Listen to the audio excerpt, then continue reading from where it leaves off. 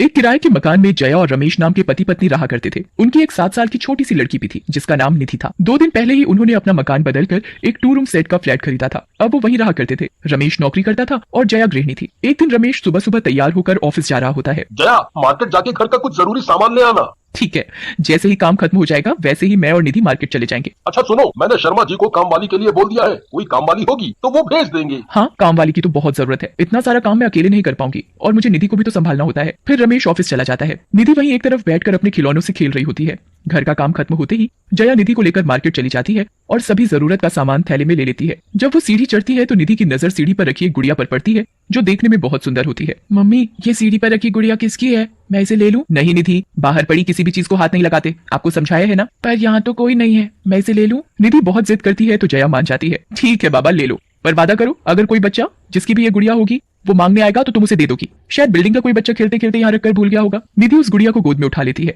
हाँ मम्मी, मैं वादा करती हूँ जिसकी भी ये गुड़िया होगी मैं उसे ये लौटा दूंगी। निधि और जया घर में आ जाते हैं और अंदर से दरवाजा बंद कर लेते हैं। तभी दरवाजे की डोर बेल बजती है। जया दरवाजा खोलती है तो बाहर शांताबाई खड़ी होती है। राम राम मेम साहिब, मैं काम वाली हूँ। अच्छा, रमेश ने बताया था कि उन्होंने शर्मा जी को बोला था काम वाली के लिए। आपको शर्मा जी ने ही भेजा होगा ना? ठीक है, आप अंदर आ जाइए। शांताबाई अंदर आ जाती है। मेम साहिब, काम करने से पहले ही बता दूं, मेरे को एडवांस मांगता है काम शुरू करने से पहले। एडवांस? अरे पहले काम तो करो। मेम साहिब, वो तो मैं हूं जो यहाँ काम करने के लिए मान गई। कोई और काम वाली होती ना तो इस फ्लैट की तरफ देखती भी नहीं। क्यों भाई, ऐसा क्या हो गया इस फ्लैट में? कुछ नहीं मेम साहिब, चलो अब मुझे काम बता दो, क्या क्या काम है? जया उसकी बातों पर ध्यान न देकर उसे सारा काम समझा देती है और निधि अपने कमरे में गुड़िया लेकर चली जाती है। अच्छा मेम साहिब, मैंने सारा काम समझ लिया, अब ना कल से आएगी। और फिर शांताबाई चली जाती है। जया खाना बनाने रसोई में चली जाती है और निधि कमरे में बैठकर उस गुड़िया के साथ खेलती है। निधि बेटे चलो, पहले हाथ मुंह धोकर कपड़े बदल लो और दूध पी लो, फिर उस गुड़िया के साथ खेलना। निधि हाथ मुंह धोकर दूसरे कपड़े पहनकर और दूध लेकर अपने बेडरूम में चली जाती है। निधि दूध पीती है और गुड़िया को भी पिलाती है। गुड़िया सारा दूध पी लेती है। ये देखो मम्मी, मेरी गुड़िया ने सारा दूध पी लिया। अरे बेटा, उसे कुछ मत पिलाना, नहीं तो उसके अंदर सारा दूध जाने से वो खराब हो जाएगी। अच्छा मम्मी ठीक है, नहीं पिलाती। रात हो जाती है। रमेश भी ऑफिस से घर आ जाता है। फिर सभी मिलकर डाइनिंग टेबल पर बैठकर खाना खाते हैं। निधि खाना खाती है, उसके हाथ में फिर भी गुड़िया होती है। निधि, गुड़िया को एक तरफ रखो, फिर खाना खाओ। नहीं पापा, गुड़िया भी हमारे साथ खाएगी, वो भी तो भूखी है। जया, निधि के पास इतनी सारी गुड़िया हैं, फिर भी तुमने इसे एक और गुड़िया दिला दी। जया रमेश को सारी बात बताती है कि उसे ये गुड़िया सीढ़ियों पर पड़ी मिली थी। निधि जिद कर रही थी तो मैंने लेने को हाँ कह दिया। ये लड़की भी ना जिद्दी हो गई है। अच्छा ठीक है निधि, जल्दी जल्दी खाना खाओ और अपने कमरे में सोने जाओ। निधि जल्दी जल्दी खाना खाकर अपने कमरे में चली जाती है। निधि गुड़िया के साथ थोड़ी देर तक खेलती है और फिर सो जाती है। आधी रात होने पर जया को किसी के हंसने की आवाज आती है। जया उठकर देखती है, कहीं निधि तो नहीं रो रही। अरे निधि तो आराम से अपनी गुड़िया के साथ सो रही है, फिर ये हंसने की आवाज किसकी थी? जया फिर सोने चली जाती है। सुबह होती है। रमेश ऑफिस के लिए तैयार हो जाता है और टेबल पर नाश्ता करता है और जया कुछ सोच रही होती है। क्या सोच रही हो? क्या बात है? कुछ टेंशन में लग रही हो? रात को सब सो रहे थे ना तो मुझे किसी के हंसने जैसी आवाज आई। ऐसा लगा निधि डर गई होगी अकेले, इसलिए रो रही होगी, पर जब मैं उसके कमरे में गई तो वो सो रही थी। तुम्हारा वहम होगा, ज्यादा थकान की वजह से होगा। कल तुम पूरे दिन काम में लगी रही होगी इसलिए। अच्छा हाँ, काम से याद आया, तुमने बताया था ना शर्मा जी को काम वाली के लिए बोला था, कल वो आई थी।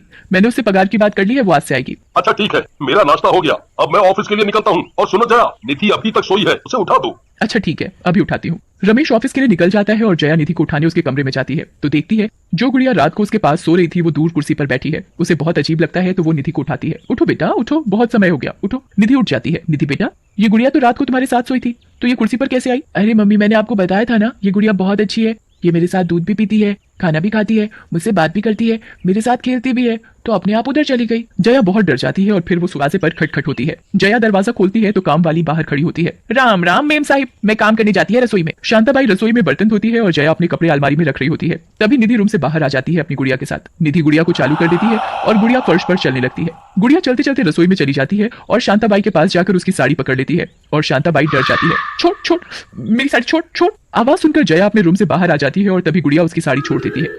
क्या हुआ शांताबाई, क्यों चिल्ला रही थी? मेम साहब, अभी इस गुड़िया ने मेरी साड़ी पकड़ ली थी तो डर गई थी मैं। कुछ भी बेकार की बात मत करो, काम पर ध्यान दो। ये गुड़िया बेजान जो बैटरी से चलती है, चलते चलते तुम्हारी साड़ी में अटक गई होगी और तुम डर गई। रात होती है और रमेश भी ऑफिस से घर आ जाता है। सभी लोग खाना खाकर सो जाते हैं। आधी रात में जया को फिर से किसी के हंसने की आवाज आती है। जया रमेश को उठाती है। रमेश उठो उठो, देखो ना इतनी रात में कौन हंस रहा है। बताओ क्या हो गया? रमेश, मुझे बहुत डर लग रहा है। मतलब? अरे कोई हंस रहा है। रमेश जाकर देखता है तो उसे कुछ सुनाई नहीं देता। जया, ये सब तुम्हारा वहम है। तुम ये जो हॉरर सीरियल देखती रहती हो ना, उसकी वजह से हो रहा है। वो सब देखना बंद कर दोगी तो आवाजें सुनाई देना बंद हो जाएंगी। इतने में जया को किसी के हंसने की आवाज सुनाई देती है। वो चारों तरफ देखती है, उसे कुछ दिखाई नहीं देता। आवाज सुनकर जया बहुत डर जाती है। इतने में रमेश भी घर आ जाता है। रमेश रमेश मुझे बहुत डर लग रहा है। शांताबाई ने बताया था कि हमसे पहले जो यहाँ रहता था उनकी बच्ची थी, उसकी मौत हो गई थी और उसकी आत्मा यहाँ भटकती है। और तो और आज तो किसी के हंसने की भी आवाज। तभी जया और रमेश निधि का कमरा खोलकर देखते हैं तो वो गुड़िया निधि से बात कर रही होती है। ये सब देखकर रमेश भी डर जाता है और उसे यकीन हो जाता है कि उस गुड़िया में एक आत्मा है। तभी रमेश उस गुड़िया को उठाकर बाहर फेंक देता है। फिर जब वो ऊपर आकर देखता है तो वो गुड़िया फिर उसी फर्श पर बैठी होती है। जया जल्दी से शांताबाई को फोन लगाती है और उसे सब कुछ बता देती है कि अभी अभी क्या हुआ। शांताबाई शांताबाई मैंने अभी अभी उस आत्मा की हरकत देखी है, तुम जल्दी से कुछ उपाय बताओ, मैं क्या करूं, मुझे बहुत डर लग रहा है। अच्छा ठीक है, मैं एक बाबा को जानती हूँ, उसे अभी आपके घर भेजती हूँ। शांताबाई उस बाबा को जया के घर भेज देती है। बाबा जया के घर पहुंच जाता है और जया दरवाजा खोलती है और बाबा को अंदर बुलाती है। फिर जया बाबा को वो गुड़िया दिखाती है। बाबा उस पर गंगा जल छिड़कते हैं और तभी वो गुड़िया चिल्लाकर बोलती है, क्यों परेशान कर रहे हो मुझे, क्यों मुझे निधि से दूर करना चाहते हो? ऐ गुड़िया, तुम यहाँ नहीं रह सकती और तुम्हें निधि से दूर होना पड़ेगा। अगर तुमने उसे कोई चोट पहुंचाई या उसे मार डाला तो? नहीं नहीं, मैं निधि को कुछ नहीं करूंगी, वो मेरी बहुत अच्छी दोस्त है। मुझे पहले मेरी सौतेली माँ बहुत सताती थी, वो मुझे ठीक से ना तो खाना देती थी, ना मेरा ख्याल रखती थी, ना मेरे साथ खेलती थी, ना मुझे कभी प्यार करती थी।